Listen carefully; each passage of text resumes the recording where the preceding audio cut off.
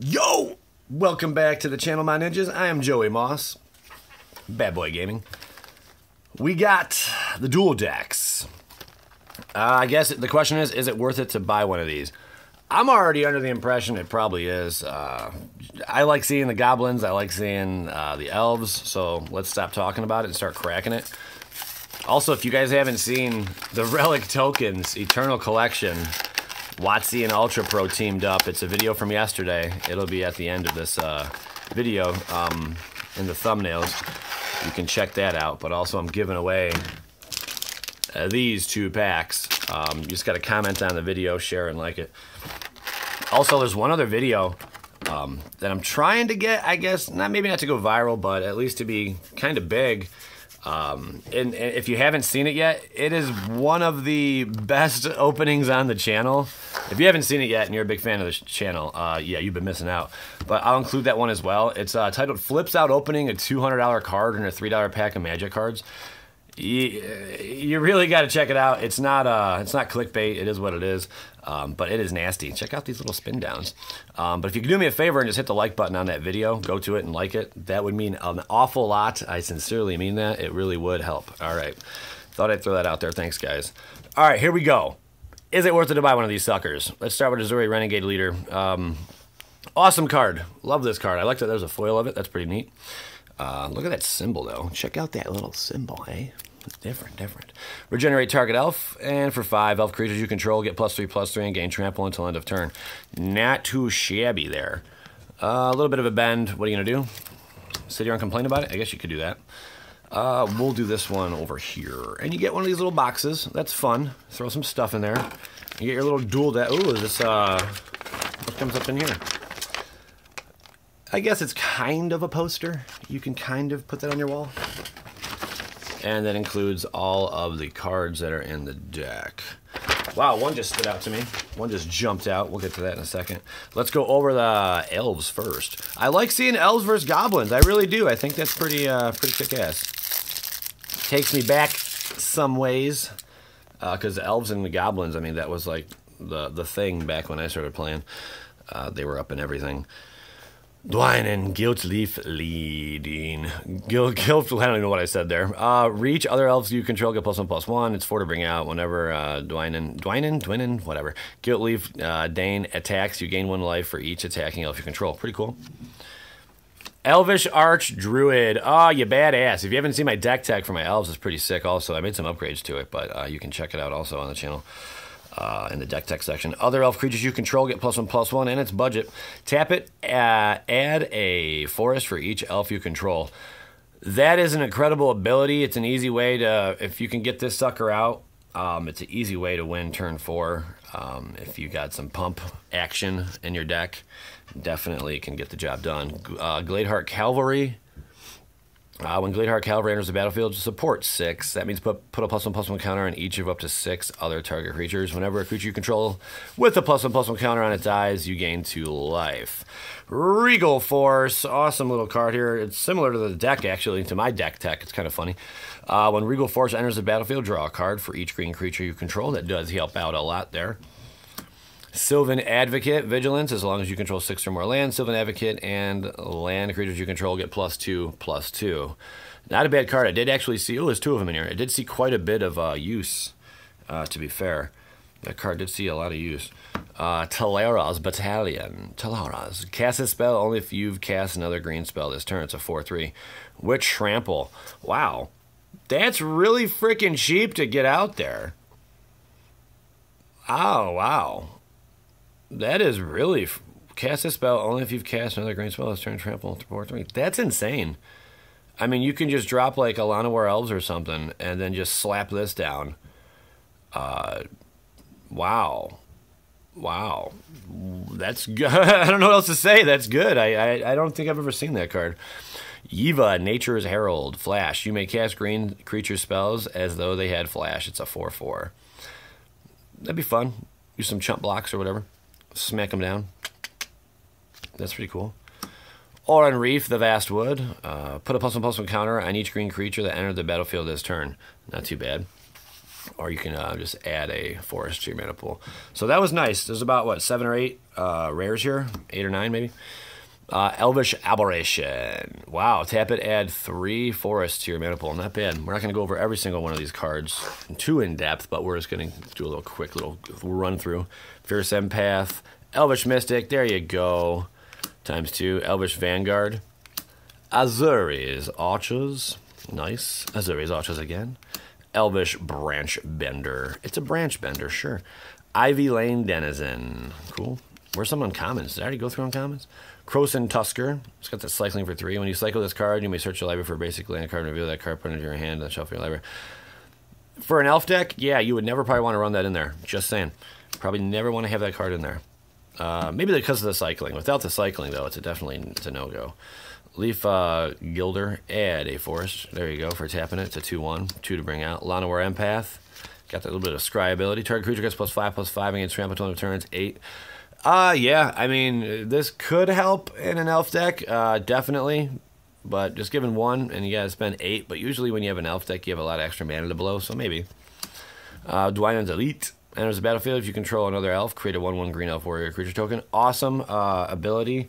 It really helps out with your Elvish Archdruid. It's a nice little combination there to get more elves on the battlefield, especially with your mana dorks out. So there's some uncommons. Jagged Scar Archers. Power and toughness each equal to the number of elves you control. Jagged Scar Archers deals damage equal to its power to target creature with flying. Cool. There you go. That helps against some flyers, I suppose. Viridian Shaman. When Viridian Shaman enters the battlefield, destroy target artifact. Always good to get some artifacts out of the way. And we got nothing but a bunch of forest back here. And Tranquil Thicket. Tranquil Thicket is hiding here. 3 of them. 4 of them. 4 of them. Okay. Lead the Stampede. Glad to see this card in here. Look at the top 5 cards of your library. You may reveal any number of cards from among them and put the revealed cards into your hand. Put the rest on the bottom of your library in the order. It's basically like a nerfed Coco. Collected Company. So pretty damn good card. I do have that in my deck as well. Naturalize. Pretty cool card to throw in the decks. Gets rid of an artifact or enchantment. Nature's Way. Target creature you control gains vigilance and trample till end of turn. It deals damage equal to its power to target creature you don't control. Okay, not bad, not bad at all. Not too shabs. Nissa's Judgment with the support 2. Choose up to 1 target creature an opponent controls. Each creature you control has a +1/+1 counter on it. Deals damage equal to its power to the creature. Legit. Nissa's Judgment for Deuce. I'm only going over them because they're uncommons. Choose up to 1 target creature an opponent controls. Each creature you control has a +1/+1 counter on it. Deals damage equal to its power to that creature. And we're going to finish it off with some mirror tokens and an elf warrior token that is really bent. That's okay, though.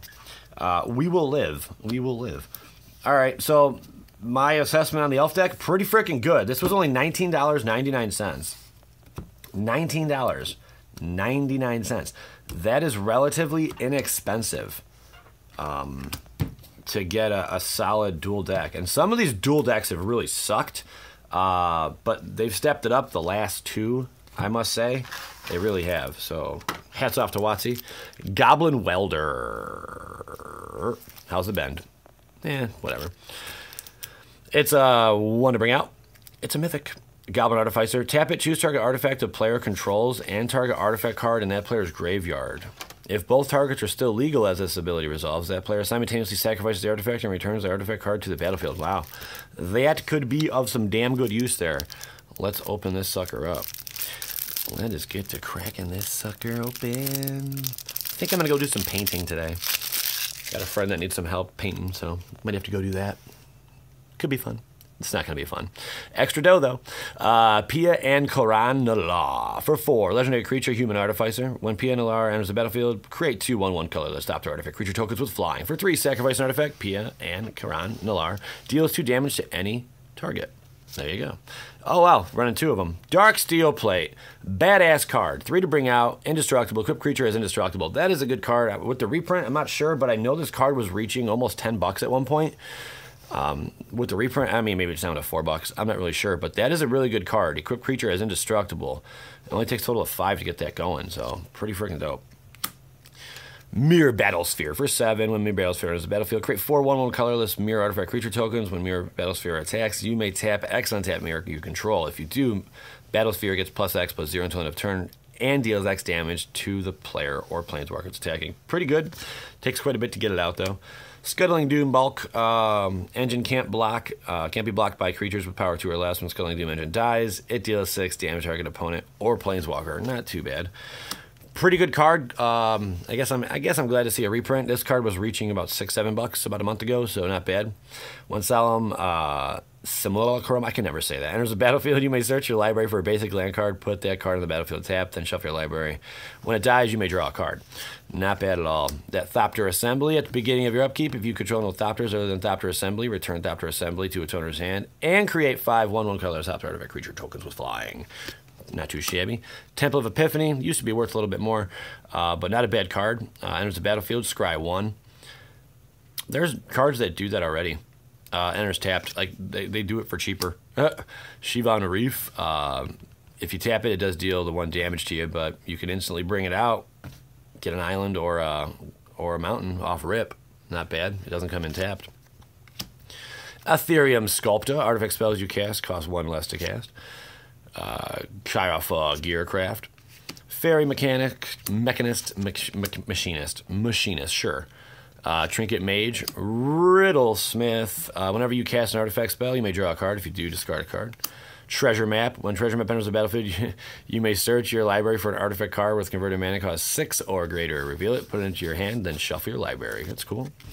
Trophy Mage, fun card. When Trophy Mage enters the battlefield, you may search your library for an artifact card with converted mana cost 3. Reveal it, put it into your hand, then shuffle your library. Great card.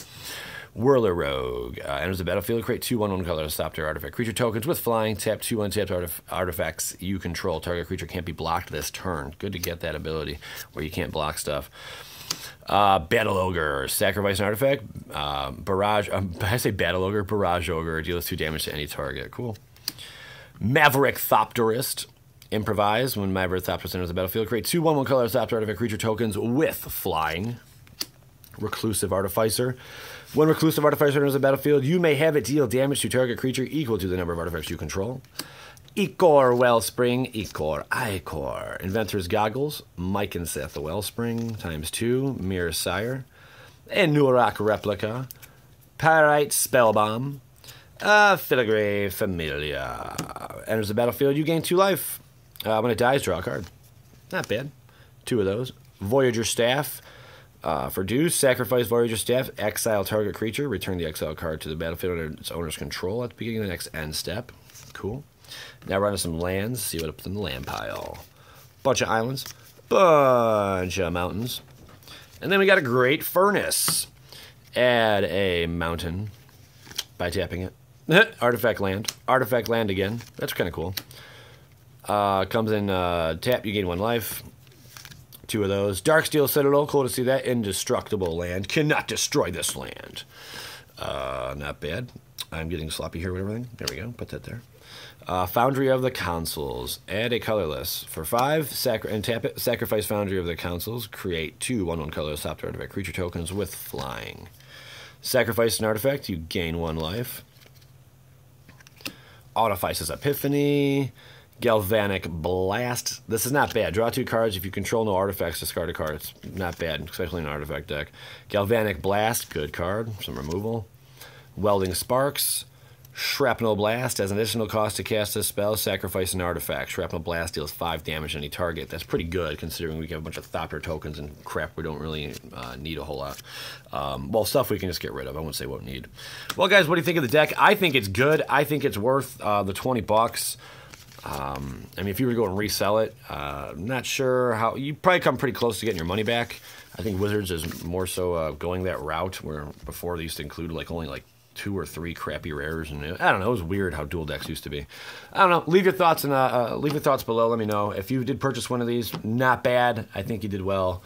And yeah, appreciate you guys tuning in. Don't forget, check out the video right here. Flips out opening a $200 card and a $3 pack. Please go to that, like it. It would mean a lot. I am trying to do something with that one. Appreciate you guys. As always, PLA.